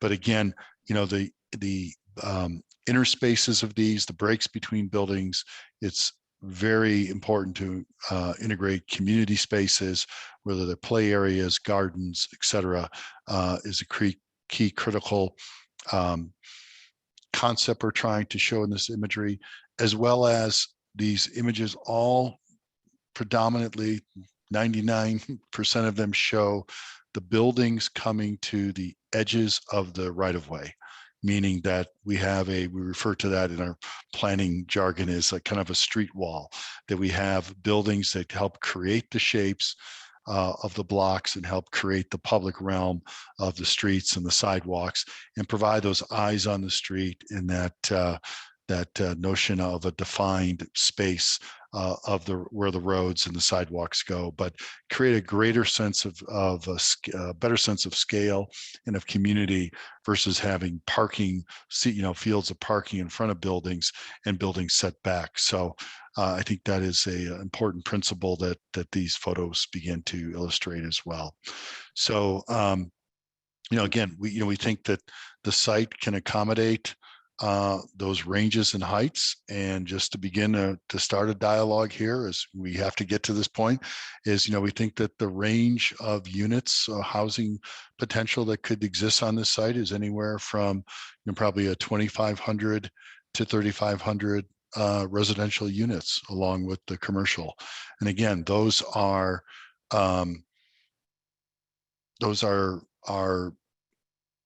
directions in terms of, or suggestions in terms of a density that begin to support the amount of commercial that we're talking about, the needed commercial that we're talking about, the balance of more park space, so going higher and a little bit taller with buildings. So, but we believe that the land use configuration can certainly support that overall range of housing quantity and potential heights. And our next, we certainly want to pause here and get feedback, but I also want to point out that our next iteration with you is, we mentioned these kinds of numbers, is we will be testing these based on your feedback tonight and further refinement of the plan.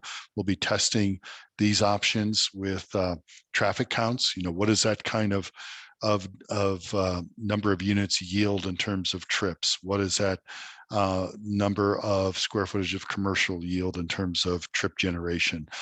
So we'll be testing that in more detailed study, as well as we'll be studying the economics. We have Arlene Tanawaka as part of our team here with David Evans. She's our market and economic specialist, and she'll be looking at these types and ranges of housing types in terms of the market economics and realities of these products, or these housing types, as our further evolution of plan continues. So I'm going to pause there and stop and open this up to the floor for questions, thoughts, comments. We have some prompt questions down there below for you all as well. So Jeff, Patty, and then Rachel. Okay, thanks everyone. Sorry, I'm on my phone this evening, so it's my video's not. But I'm glad I was able to just comment on this after. I meant to make the comment after last segment, but I'm glad after seeing this one, gives me some more context for it. But just want to make a comment that as an affordable housing provider, I heard the comment made in the last presentation on one of the concepts about how we can intersperse affordable within the overall design. And I just want to caution everybody, or at least just give folks some ability to understand that you may need to, where you place affordable housing may be dictated by the parcel or the space itself. And sometimes that is easier to finance. And I can tell you this from experience as someone who does this, based on, where the parcel is located. And in order to get, a certain amount of density for affordable, that's always a consideration for us. So just, I don't want to discourage anything that's been said this evening, but just want folks to understand that sometimes that affordable housing component and density to be able to, meet that need that exists for 30%, 40%, 50% of area median incomes, may be dictated, just by a site plan. So I can't weigh in or I like both plans, and I think, both could work, but again, just something to consider as we all move forward.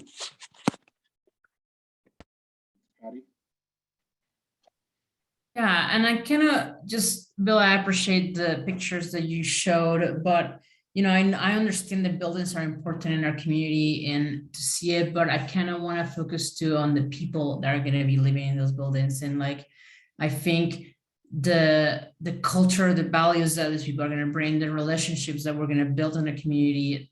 I feel I would like to see the numbers of if we do this affordable housing in a condo style, who's going to be living in there versus, demographics maybe, or just population. And if the single housing, who is that going to benefit?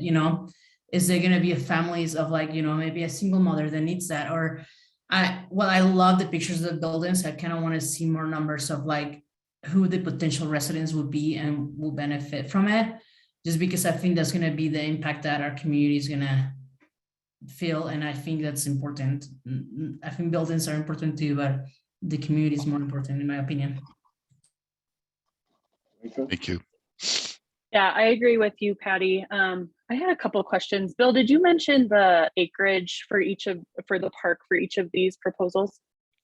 They're still in the same range that we discussed last time with you. So the 80 to 90 range. Again, as we integrate down to a finer level, we'll continue to refine that. But what we're illustrating here in terms of these two alternatives is still in what we kind of an 80 to 80, I think is more 80 to 85 range in terms of acreage. Great, and thank that's you. excluding the regional detention. So that's in addition to, so Gotcha. 105, if you looked at really all the open spaces, 105 to 110. Okay, thank you. The other thing that I wanted to comment on, I appreciate the context with the pictures of the different building heights, but I think for me, it's really hard to visualize what makes sense on this land if we don't have a broader scope of what the surrounding area is going to look like. There seems to be an agreement that there's transit-oriented development planned on the other side of Colorado Boulevard around 40th in Colorado. And so, I think my hesitation continues to be, we're going to give up a really valuable piece of land for density that's already coming. So I just wanted to make that statement out loud. I also want to voice, the concern that others have mentioned in terms of impact on traffic. I heard you mention 25 to 3,500 potential new units. And I've said it in previous meetings, but we see traffic backed up on Colorado Boulevard to 35th heading north to the highway. I just don't see a world where that's not intensified. And to piggyback on Patty's comments, I also have a really hard time envisioning a world where this development is able to happen and be able to provide affordable housing. I don't know if folks are familiar with Metro tax districts. We've kind of skirted that conversation in these meetings, but I imagine in order to build infrastructure on this undeveloped land, that would be a part of it that has a tremendous impact on property tax value, which would naturally price people out. I think, we're talking about city squares like we have in Central Park and Lowry, and that just spells gentrification to me. And so I hate to sound like a skeptic, but I think this like rainbows and butterflies world of everyone's going to get everything they need just doesn't feel super realistic to me. So I just wanted to say all that out loud for consideration. Thank you. Mom. Yes, I think that the park space is it's too big. There's no other way to say it. 80 to 85 acres, that's entirely too big. And we can do much more with housing and commercial to keeping the balance. And I agree with Patty in terms of people going into the housing, that has to be balanced as well. I think Patty and Pete mentioned balance and in terms of the park space and the residential and commercial spaces. David? Thanks again. I do have kind of two questions, and I'm not sure if they can be answered tonight, but certainly I would like to have those answers. Maybe some others would too. Will the city be including in any and all traffic impact around the area? The development that the Urban Land Conservancy is going to be placing on that little empty parcel that you see in that northern area, that's going to include upwards of 400 residences. Don't forget to exclude, please don't exclude those 400 residences in your 2,500 to 3,500 number, or 2,500 to 3,000. I can't remember exactly what it was, because that's another, 10 to 15% increase in terms of people. So I'd like to have an answer to that. Are you going to include those numbers in terms of the extra density?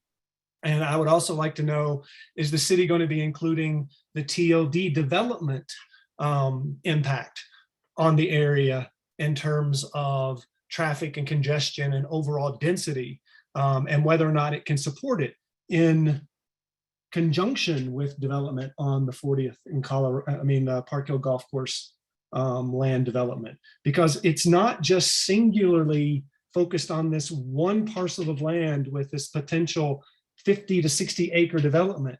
It's everything around it all together that's going to be going on in the next, say, 5 to 10 years. And if you walk into this with blinders on and not consider all those other things, you end up creating an area that just continues to be mass chaos. So I certainly would like to have answers to those questions in terms of how the city is going to factor in all of that with this one singular piece of land, because that is a big elephant in the room and it's a huge piece to the overall puzzle. Don't build today at the expense of what's going to be coming tomorrow.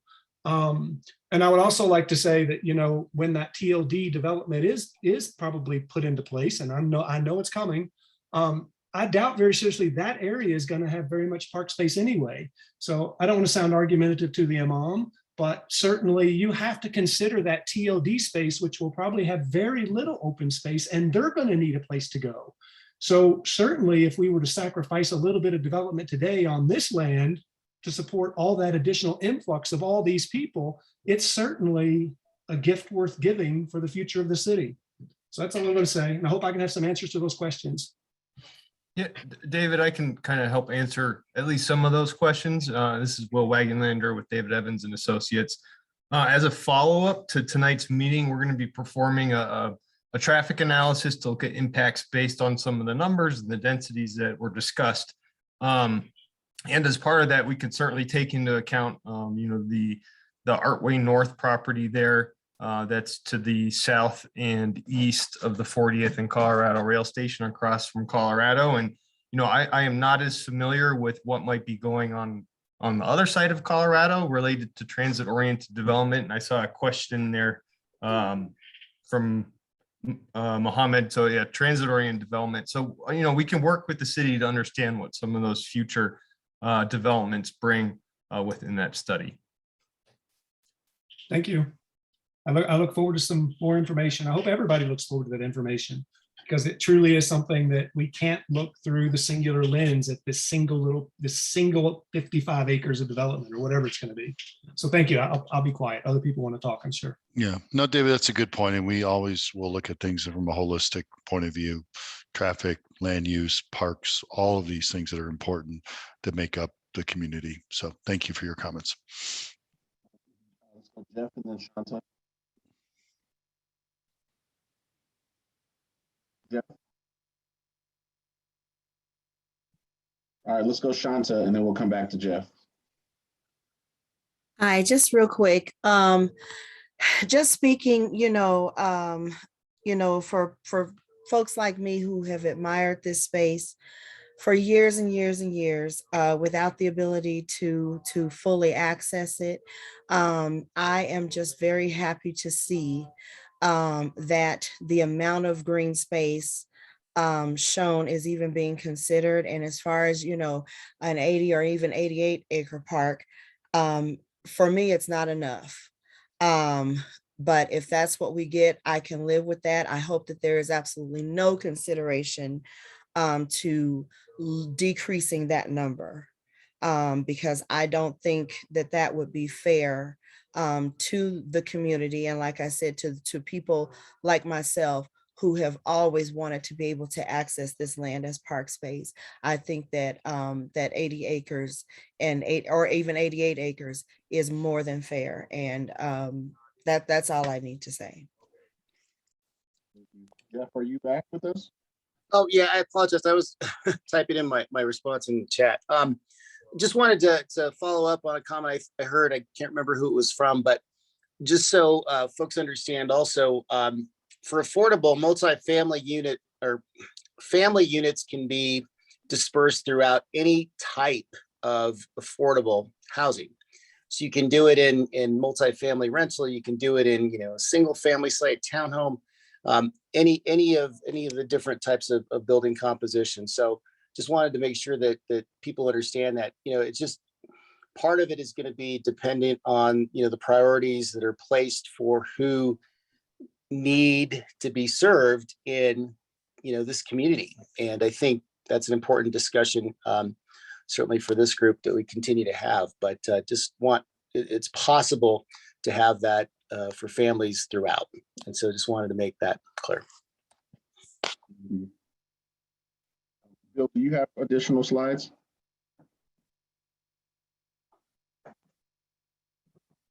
Or was that your last slide? That is. Okay. So I just wanted to make sure there were no final questions from committee members. We're going to transition over to our public comments. We have 4 folks and we need about 8 minutes to do that. So, all right, seeing none, Courtney, want to look at getting Woody Garnsey.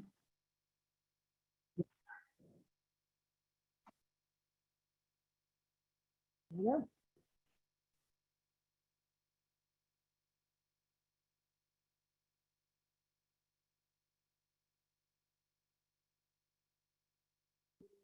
Promoted to panelist, and you should be able to turn on your camera and speak. Do we have Woody?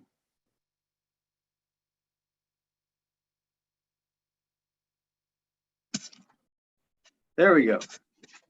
Hey, first, I want to offer my observations about the March 23rd community workshop, where people had their first chance to see what mixed commercial and residential development would look like.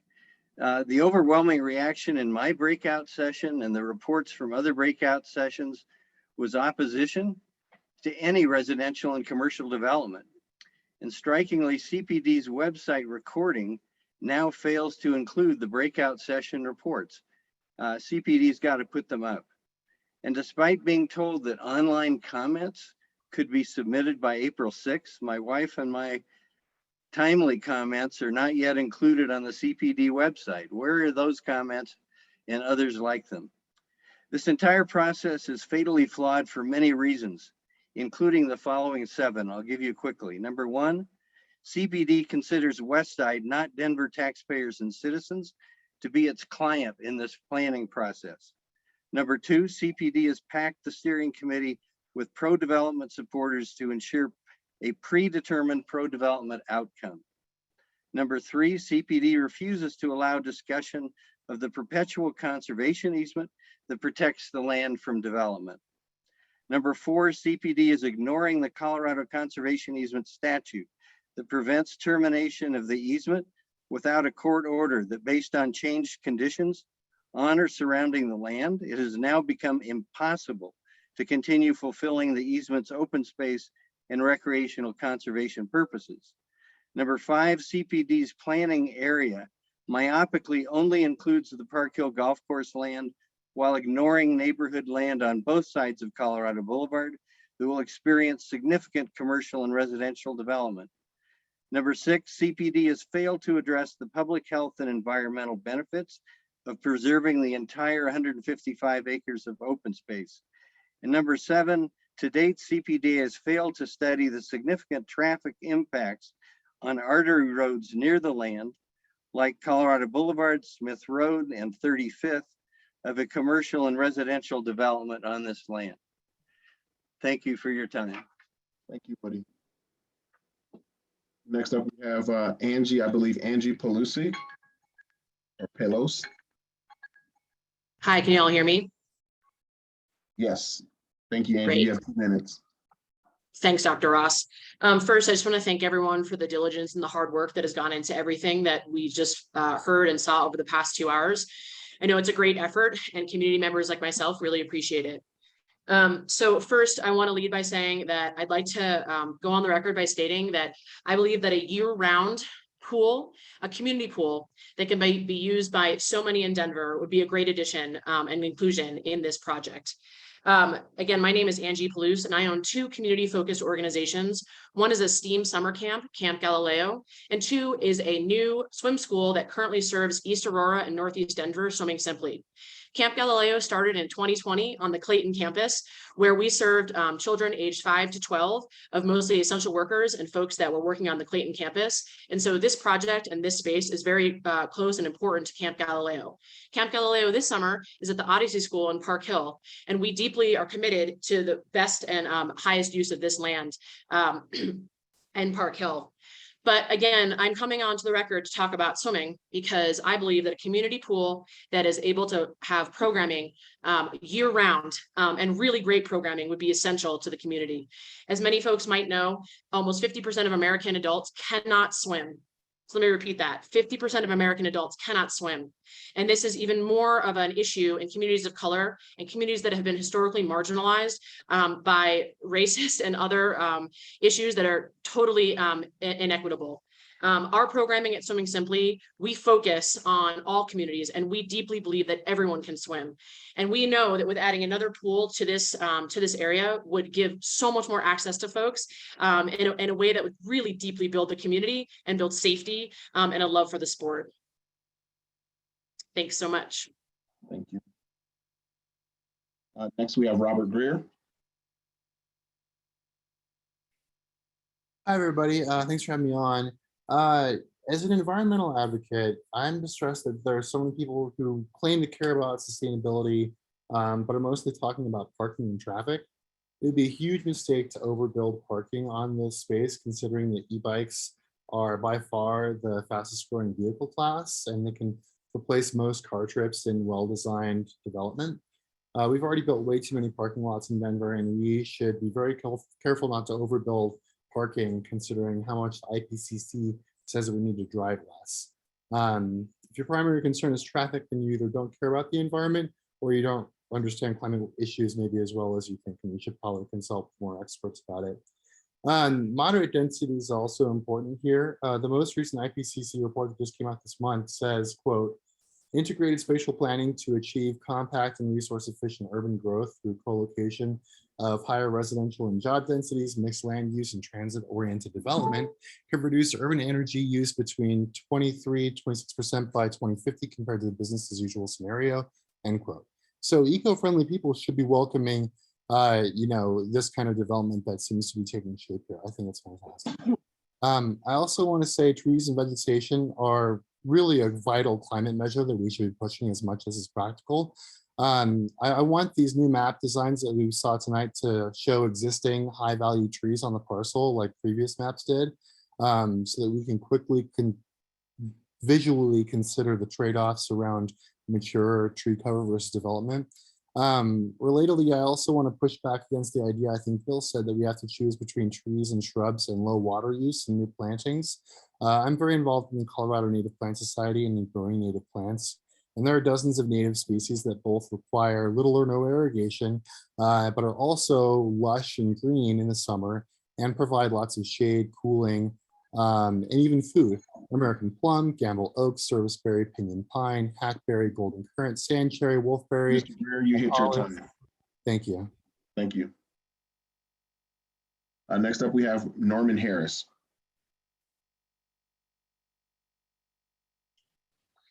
Good evening. My name is Norman Harris. I'm a fifth-generation Coloradan, born and raised in Northeast Denver. I'm the managing partner of the Hollering Group. We are an African-American owned development firm which uses an asset-based community development approach that puts people first to construct communities and neighborhoods which allow all to thrive. The Hollering Group is a co-owner and co-developer of the Park Hill Golf Course. We bring to the table 50+ years of community building experience here in Colorado through various philanthropic efforts. We are personally committed to our friends, families, and neighbors all throughout Northeast Denver. Our role as co-developer is to enable our partnership to gain a deep and thorough understanding of our community's needs. Furthermore, to inspire, create, design, and build a framework which allows the development of the Park Hill Golf Course to address our community's disparity gaps, ultimately driving equity and opportunity at scale for the BIPOC community in Northeast Denver. So I come to this meeting with sincere excitement from hearing the dialogue tonight about our community's growing vision and our community's understanding of the potential of the site. I grew up less than 1,000 feet from the Park Hill Golf Course and raised my son out the same house my parents fought for. So I certainly understand what's at stake. I understand that this is about more than just a grocery store. It's about more than just a park. It's about the opportunity for us to create an ecosystem that allows all of us to thrive. It's about the opportunity for us as a community to genuinely come together to get it right despite our different perspectives. So we can collaborate to create a development that not only the city, but our entire country can look to as a model and example of true equitable development. Now, this is being painted as an either or by some, but truly this is a both and where we all win. So I will share my contact information for the Hollering Group with the facilitators and hope to connect with anyone who wants to learn more about our vision, equity for all, and work with us to put the park back at Park Hill. Thank you. Thank you. Again, I want to say thank you to all of our folks who signed up for public comment this evening. And thank you to everyone that's here. As always, appreciate your time and commitment and just thought process on this. You can be doing a lot of things and you're here. So just always want to say thank you for that. Before we get off the in the meeting tonight, wanted to just by voting in the comment section, you can just reply with yes. As steering committee members, just want to see if you would be interested in actually having our next meeting in person on the site at the Park Hill Golf Course. And so if you could just in the chat, if you're interested in that and okay with that, just put yes. And if not, you can just put no. And we will visit that and be in touch with you in the coming weeks over what that could look like in terms of social distancing, being safe, and everybody's comfort level. Let's take a second for that, please. All right. Thank you for that. Our next meeting is May 10th, 5:30 to 7:30. We'll let you know if we will be virtual or in person. And at that meeting, we'll be looking at revising and refining the concept down to a singular concept. And then we'll be reviewing some of the draft recommendations. And if we are in person at this time, my understanding is we will not have a virtual option just because of the technology capabilities. There's some challenges with that. And then also some potential Wi-Fi and those kinds of challenges at the facility. But we'll explore all those things and let you guys know via email what we come up with. That being said, I want to thank you for your time and get you back to your evening. And thank you so much and see you next month. Thanks, everyone.